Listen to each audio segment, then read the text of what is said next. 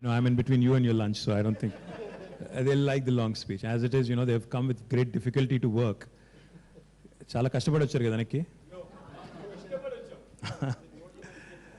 Nachiket, thank you.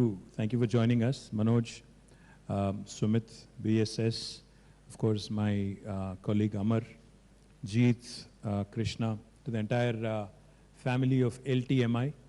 Firstly, I needed some clarification. Is this an arranged marriage or love marriage?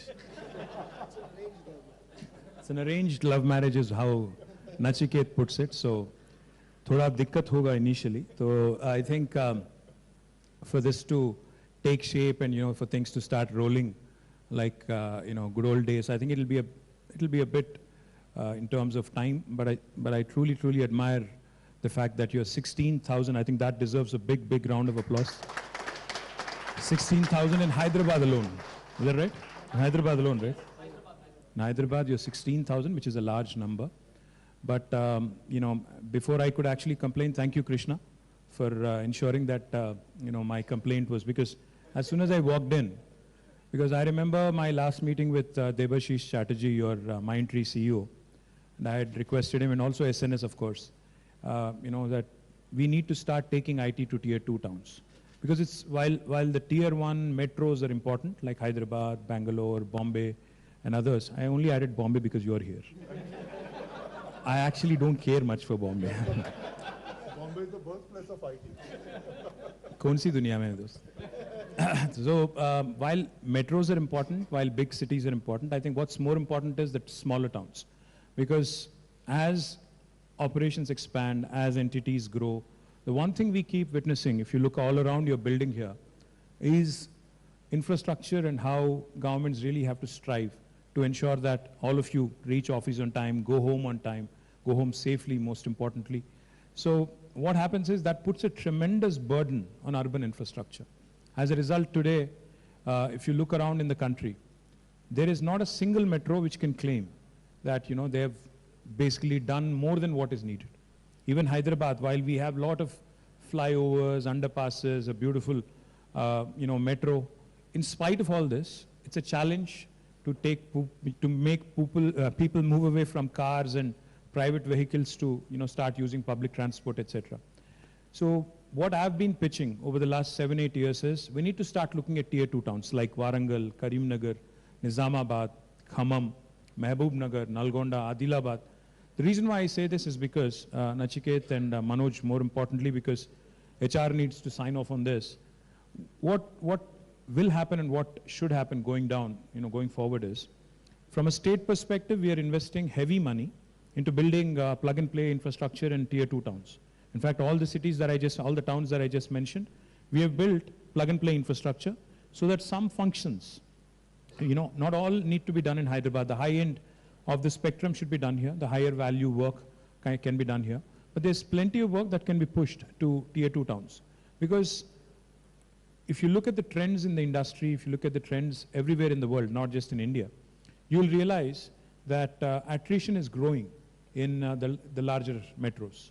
So if you want to stay alive, if you want to stay competitive, I think the smaller town boys and girls, they have more fire in their belly. They don't want to move to Bangalore and Hyderabad and all the big metros unless there is a compulsive need. So given an opportunity, each of these towns has multiple engineering colleges, multiple very professional degree colleges, and like I said, most importantly, the tier 2, tier 3 town boys, actually boys and girls, have more fire in their belly. They have a point to prove, not just to themselves, but to the rest of the world as well. They want to compete on an even keel with the rest of metros. So my humble request, while I'm thankful for Warangal, we need to start looking further. We need to start looking down the road as well. The reason why I say this again is, pandemic has shown us very clearly, it doesn't matter where you work from. Not a single day down in terms of service levels, in terms of goals to be met, in terms of metrics to be achieved. No matter where we were working from, I think we all contributed immensely. Governments also worked from home. Governments also have dealt with citizens in a virtual world. And so have employees. I think all of you who are working from home, juggling multiple responsibilities, especially the girls, I think, who are married, you must have juggled many responsibilities at home, taking care of the children, the home, and also working. So what the pandemic has really shown us is a mirror. The fact that things can be done very, very efficiently with the same service levels being met no matter where you work from. So all the more reason why we need to start looking at smaller towns, why we need to start looking at tier 2 towns, why you need to start latching onto the opportunity the government is providing.